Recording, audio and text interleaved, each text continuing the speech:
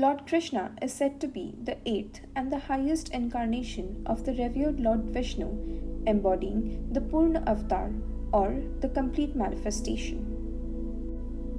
The name Krishna finds its origin in the Sanskrit word Krishna, primarily serving as an adjective denoting black, dark, or dark blue. In the Vedic tradition, the waning moon phase is referred to as Krishna Paksh, aligning with the adjective's meaning of darkening. Krishna is recognized through various other names, titles, and epithets that mirror his diverse association and qualities. Among the most familiar names are Mohan, signifying the enchanter, Govinda, translating to the finder of the cows, and Gopal, meaning the protector of the cows. These names signify Krishna's childhood spent in Braj, that is, present-day Uttar Pradesh, where he engaged in activities with cows. Certain names might have regional significance, like Jagannath, a well-known incarnation worshipped in Puri, Odisha, located in eastern India. Krishna's iconic representations make him easily recognizable. While his skin tone varies across depictions, with some showing him black or dark-skinned in murtis, more contemporary images have often depicted him with a blue complexion. He is commonly portrayed wearing a silk dhoti and adorned with a crown of peacock feathers. These visual representations often depict him as a young boy or a relaxed young man playing his enchanting flute. In this form, he assumes the Tribhanga posture with one leg bent in front of the other while being accompanied by cows, symbolizing his role as the divine herdsman Govinda.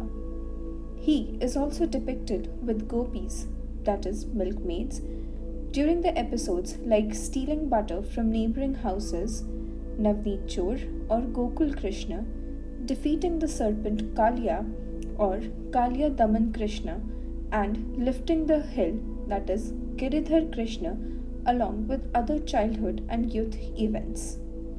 Another significant scene depicted is his discourse with the Pandav prince Arjun on the battlefield of the epic Mahabharata, which is famously captured in the Bhagavad Gita. In these portrayals, Krishna is often shown with characteristics of a man, occasionally displaying divine attributes such as multiple arms or heads denoting power and bearing Vishnu's attributes like the chakra. Alternatively, he is represented in his two-armed form as a charioteer. Temple representations frequently depict Krishna in a formal, upright stance.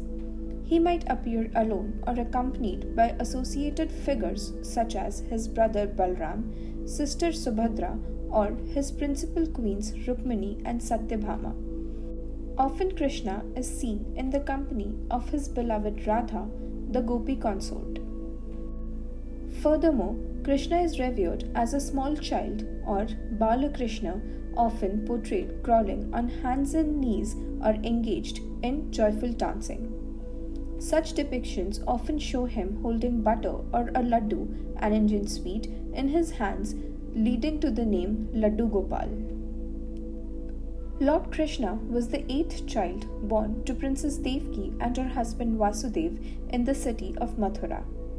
However, Krishna's upbringing took place under the care of his foster parents Yashoda and Nand in the village of Gokul situated in the Mathura district. The narratives recounting Krishna's early life portray him as a cowherd, a mischievous lad whose pranks earn him the title Makhan Chor or butter thief, and a guardian who captures the affections of the people in both Gokul and Vrindavan. One such tale tells of Krishna lifting the Govardhan hill to safeguard Vrindavan's inhabitants from destructive rains and floods. Other stories cast Krishna as a captivating enchanter and a playful admirer of the gopis or milkmaids of Vrindavan, with Radha being of particular significance. These love narratives, rich in metaphors, are also known as Ras Leela. They form an essential part of the Krishna Bhakti traditions that venerate Radha Krishna. Krishna's early years exemplify the Hindu concept of Leela, where actions are driven by fun and enjoyment, devoid of competitive intent or material gain. His interactions with the gopis during the Ras dance or Ras Leela serve as a prime example. As Krishna plays his flute, the gopis abandon their current pursuits and assemble at the Yamuna river's bank to sing and dance alongside him. Even those who could not be present physically partake in the experience through meditation. Symbolically, Krishna embodies the eternal spiritual essence and love, while the gopis metaphorically represent the transient body and material world called Prakriti. This aspect of divine play or Leela is a constant motif in the stories recounting Krishna's formative years. Even when confronted with challenges like his encounter with the serpent to safeguard others, Hindu texts depict him as if he were engaged in a playful game. This playful trait of Krishna is celebrated during festivals like Ras Leela and Janmashtami. In certain regions such as Maharashtra, devotees playfully emulate his tales. For instance, they construct human-like pyramids to break open suspended clay pots known as handis containing butter or buttermilk, causing the contents to scatter among the group, symbolizing Krishna's theft of these dairy products. Subsequently, Krishna's legends detail his return to Mathura. He topples and eliminates the tyrannical ruler, his maternal uncle Kans. He reinstates Ugrasen, Kansa's father, as the rightful king of the Yadavs, thus ascending as a prominent prince within the court. In one variant of the Krishna narrative, Krishna guides the Yadavs to the newly constructed city of Dwarka.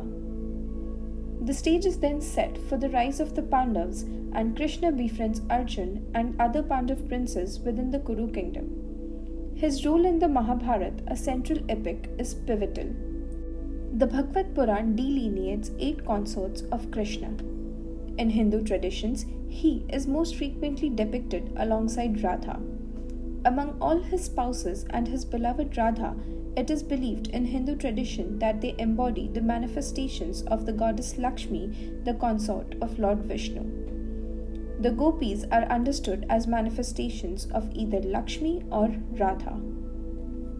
As recounted in the epic poem Mahabharata, Krishna assumes the role of Arjun's charioteer during the war of Kurukshetra, under the condition that he personally will not wield any weapon.